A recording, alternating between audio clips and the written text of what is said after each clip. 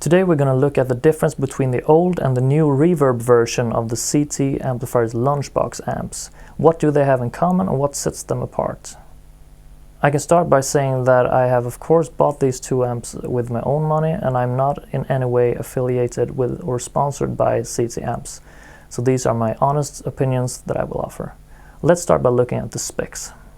Both have a 6.5-inch speaker in the same size cabinet, external speaker jack with an 8 ohm minimum, 115 to 230 volt selector switch for international use, an internal speaker mute switch and a headphone jack, which the old one have a separate volume knob for.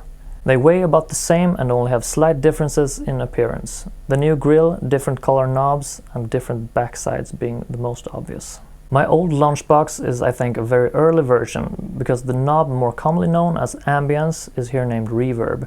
It's the same open back cabinet simulation as on the latter models though. The new one has a spring type digital reverb and separate bass and treble knobs instead of the old one's single tone knob. The old one is rated at 200 watt peak class AB power, and the new one is rated at 100 watt RMS class D power. However, it says 120 RMS on the back of the amp, so I don't really know which is correct. Anyways, what this means is they are both very loud amps, especially if you use an extension cabinet.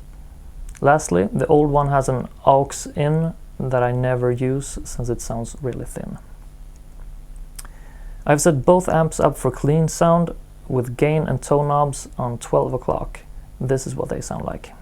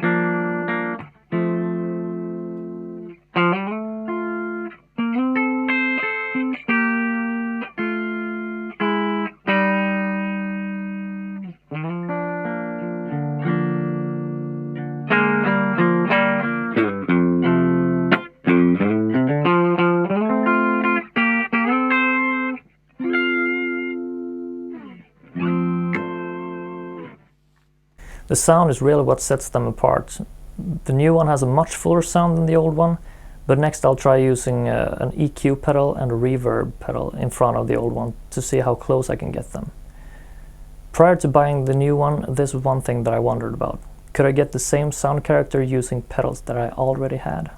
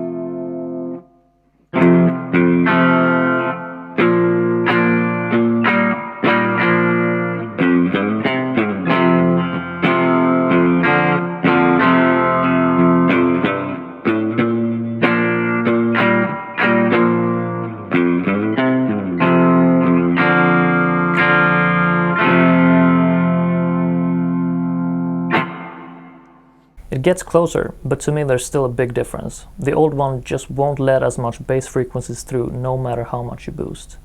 Now I'll try turning the gain way up and show you the amount of overdrive both amps are capable of. If I were to turn the master volume up flat out as well, it would probably overdrive much more, but it's so loud that I'll have to save it for another time.